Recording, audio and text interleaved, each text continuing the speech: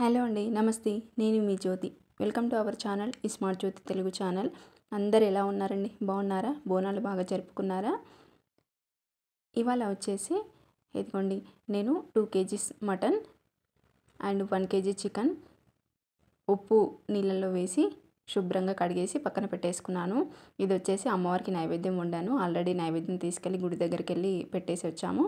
అలాగే ఇంట్లో కూడా పెట్టేశాము. ఇంకా కూరలు వండడానికి కావాల్సినవన్నీ కట్ చేసి పెట్టుకున్నాం అనమాట. మా చెల్లి ఆనియన్స్ అన్నీ కట్ చేసి పెట్టింది. కొత్తిమీర, పుదీనా, ఆనియన్స్, పచ్చిమిర్చి ఇవన్నీ. ఇప్పుడు ముందుగా వచ్చేసి మటన్ ఉడకడానికి టైం పడుతుంది కాబట్టి నేను ముందుగా మటన్ ప్రిపేర్ చేస్తున్నాను.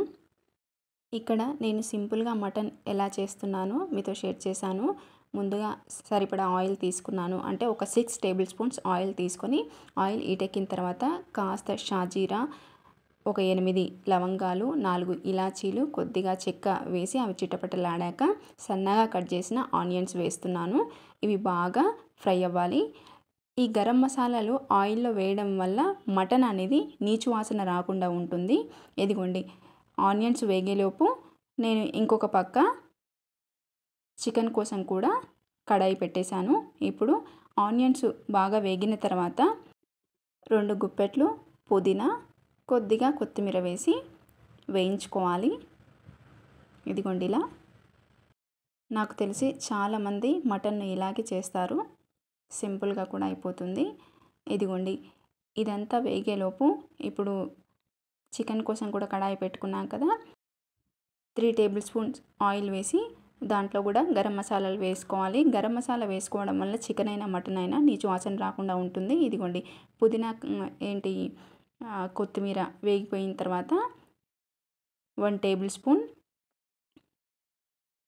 అల్లం వెల్లుల్లి పేస్ట్ వేసుకొని మంచిగా వేగనివ్వాలి. వేగిన తర్వాత కాస్త పసుపు వేసి ఒక్కసారి కలిపి మటన్ కూడా వేసి కలుపుకోవాలి. ఆ క్లిప్ మిస్ అయిందండి, అందుకోసమని చెప్తున్నాను. ఇదిగోండి, మటన్ కాస్త ఉడుకుతుంది. ఇది ఉడికేలోపు ఇదిగోండి గరం మసాలాలు కూడా వేసాను చికెన్ కోసం. అలాగే సన్నగా కట్ చేసిన ఉల్లిపాయలు కూడా వేసాను. ఉల్లిపాయలు బాగా వేగాలి. మటన్ను బాగా ఉడికించుకోవాలి. ఒక 20 నిమిషాల పాటు కారం ఉప్పు వేయకుండా ఉడికించుకోవాలి. మధ్య మధ్యన కలుపుతో స్టవ్ను హై ఫ్లేమ్లో పెట్టుకొని, ఇంకా మధ్యలో మా వారు ఏదో బిస్కెట్స్ తీసుకొచ్చారు, టేస్ట్ చూడు అని ఇస్తే తినుకుంటూ వంట చేస్తున్నాను. ఈ ఆనియన్స్ కూడా వేగిపోయాయి. చికెన్ అనేది ఫ్రై చేస్తున్నానండి. మటన్ అనేది గ్రేవీగా చేశాను. ఇదిగోండి ఇలా అల్లం వెల్లుల్లి పేస్ట్ వేసి వేగాక పసుపు కూడా వేసి ఒకసారి కలిపి చికెన్ కూడా వేసేస్తున్నాను. చికెన్ వచ్చేసి 1 కేజీ ఉంది. ఈ ఫ్రై చేసేటప్పుడు ఏంటంటే మూత అస్సలు పెట్టకూడదండి. ఇదిగోండి, మటన్ ఒక 20 నిమిషాలు ఉడికిన తర్వాత కారం ఉప్పు సరిపడినంత వేసుకోవాలి.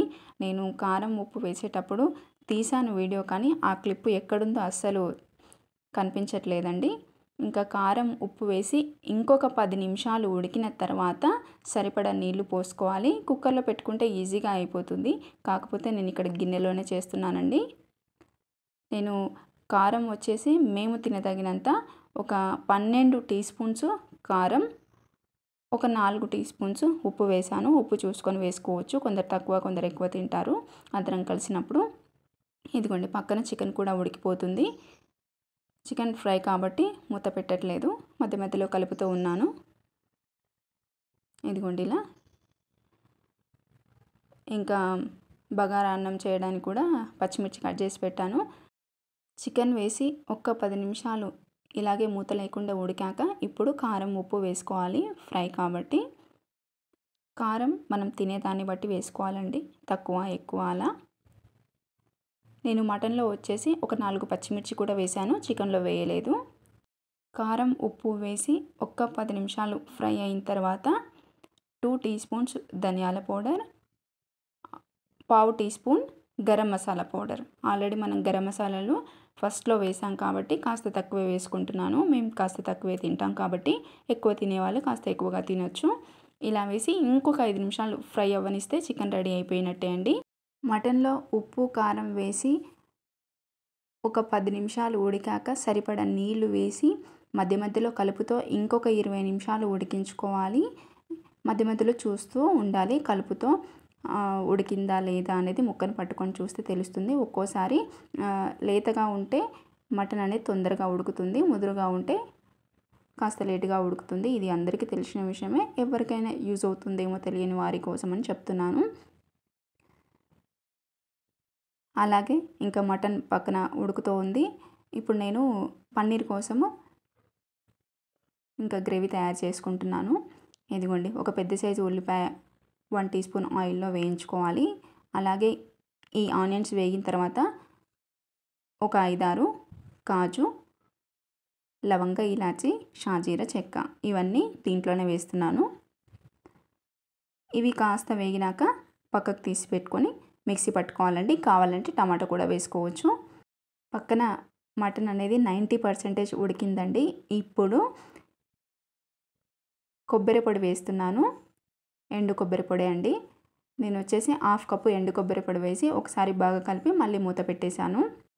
ఇంకో పక్క పన్నీర్ కర్రీ కోసం పన్నీర్ షాలో ఫ్రై చేసుకుంటున్నాను. ఇదిగోండి, మటన్ ఆల్మోస్ట్ ఉడికిపోయింది. ఇప్పుడు 4 టేబుల్ స్పూన్స్ ధనియాల పొడి, 1/2 teaspoon garam masala powder, అలాగే కొత్తిమీర వేసి ఒక్కసారి కలిపి 5 నిమిషాలు ఉడికించుకొని దించేసానండి. ఆ క్లిప్పు మిస్ అయింది. ఇదిగోండి, పన్నీర్ మొత్తం షాలో ఫ్రై చేశాక 1 టేబుల్ స్పూన్ ఆయిల్ వేసుకొని జీలకర్ర వేసి చిటపటలాడాక ఆనియన్ కూడా వేసి అది వేగిన తర్వాత 1 teaspoon ginger garlic paste వేసి వేగాక పసుపు వేసి ఒకసారి కలుపుకొని మనం తయారు చేసుకున్న ప్యూరీ వేసుకుంటున్నానండి. ఆనియన్, కాజు మిక్సీ పట్టేటప్పుడే ఉప్పు, కారం వేసానండి ఈ ప్యూరీలో. ఈ ప్యూరీ వేసి ఒకసారి బాగా కలుపుకొని మూత కాస్త ఓపెన్గా చేసి, ఎందుకంటే చిట్లుతుంది కాబట్టి మూత కాస్త ఓపెన్గా చేసి ఇలా పెట్టి మధ్య మధ్యలో కలుపుతూ ఉండాలి. ఇలా 10 నిమిషాలు వేయించుకోవాలి, ఆయిల్ మొత్తం పైకి తేలేంత వరకు. స్టవ్ను మాత్రం మీడియం ఫ్లేమ్లో పెట్టుకోవాలి.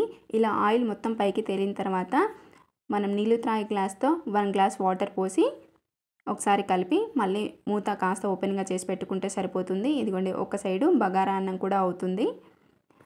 అలాగే అందరికీ ఒక చిన్న మాట అండి, మీలో ఎవరైనా మన ఛానల్ను మొదటిసారి చూసినట్లయితే సబ్స్క్రైబ్ చేయండి. మీకు రెసిపీస్ నచ్చితే లైక్ చేయండి ఫ్రెండ్స్. ఆయిల్ పైకి తేలిన తర్వాత పన్నీర్ ముక్కలను కూడా వేసి ఒకసారి బాగా కలుపుకొని కాస్త ఓపెన్గా చేసి మూత పెట్టి ఒక 3 మినిట్స్ ఉడికించుకోవాలండి. స్టవ్ని మీడియం ఫ్లేమ్లో పెట్టుకుంటే సరిపోతుంది. అన్నం వచ్చేసి ఉమ్మగిలుతుంది అనమాట. సిమ్లో పెట్టేసాము.